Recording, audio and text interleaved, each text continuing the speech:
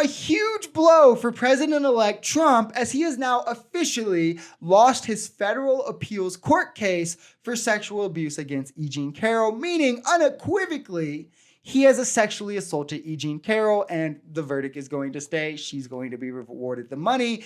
This is also, again, who MAGA wanted to be our president. But let's watch CNN run down these details, and we'll add what context we can. A federal appeals court has upheld the verdict that found President-elect Trump sexually abused writer E. Jean Carroll, denying Trump's request for a new trial. CNN's Kara Scannell is with us now on this. Kara, what did the court say about Trump's appeal in this case?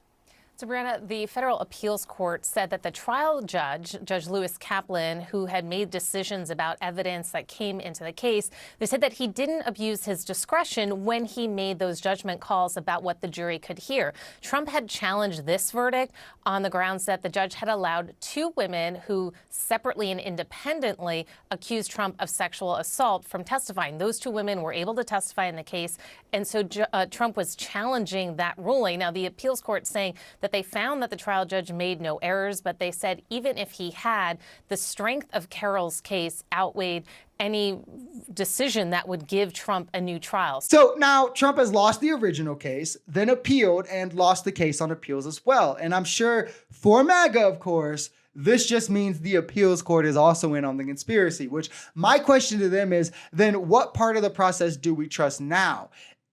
The court cases that Trump has won, do we question those also, right? If every possible part of our judicial process is part of this grand conspiracy, this calls into question every verdict ever in every court case ever by every judge ever. So the court cases Trump has won, Trump winning the court case against George Stephanopoulos. Are we going to question that? Why isn't MAGA questioning that? If the judicial system is in on this big conspiracy, these questions give the game away. These people would have to be okay with every criminal going through some process of like proving their innocence that is outside of the courts, because we can't trust the courts, of course, right? We can't trust any courts. It's just such an asinine belief that if you play it out in reality, falls apart pretty quickly. Like, it's one thing to be like, okay, this one judge was corrupt or wrong in their ruling, they were biased, whatever.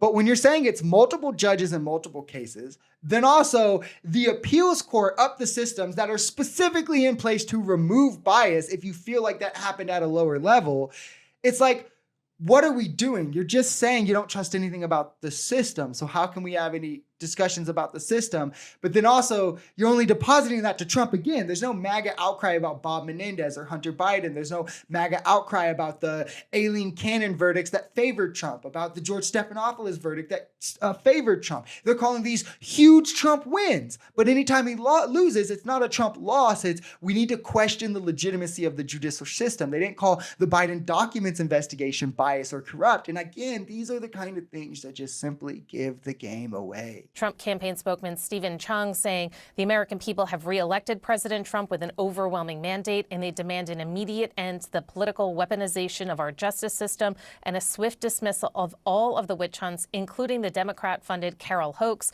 which will continue to be appealed. We look forward to uniting our country in the new administration as President Trump makes America great again. So signaling there that they are going to try to appeal this further.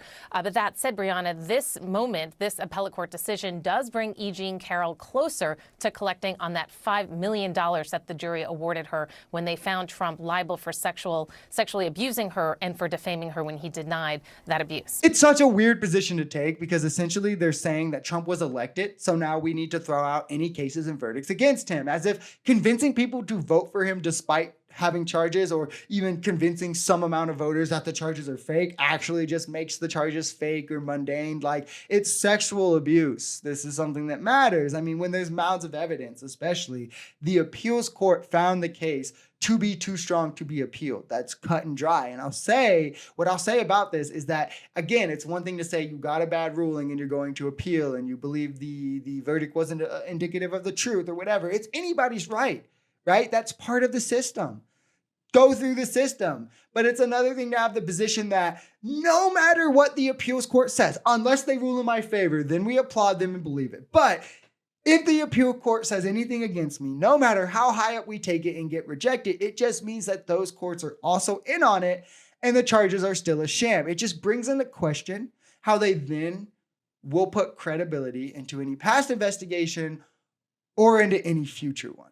Like, are we pretending the corruption doesn't exist if it's red judges? Like, what are we doing? So in that case, that is also up on appeal, but they're arguing different legal grounds. So it's not clear how much this could impact the other one.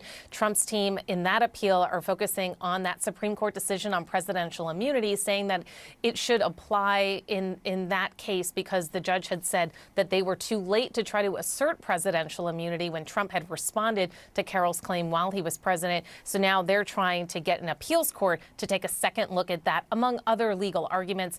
Now, they have just begun to file the motions on that, so a decision by the appeals court on that other case with that massive $83.3 million judgment is still going to be several months away. One thing I want to be sure that we all realize before I end the video is that the defense Trump is actually bringing to court doesn't mirror what MAGA is saying on social media. And the distinctions are important between what's being said on social media and what Trump is actually raising in court. At no point is he saying, this needs appealed because I didn't do it. He'll say that in front of a camera. His followers will say that on social media, but in court, he's not saying that, which is, I mean, it's really important. It's, I was elected, so stop prosecuting me. Or they brought in testimony that wasn't fair, so the trial needs thrown out. Or I need presidential immunity. Which is wild. He's saying he needs presidential immunity and it should absolve him of raping a woman prior to being president. But in these being his appeal defense, he's acknowledging he did these things, or his appeal defense would be that he didn't. He just wants special privileges because of his position and who he is, which just shows how inherently spoiled he is. I guess once a rich kid, always a rich kid, right?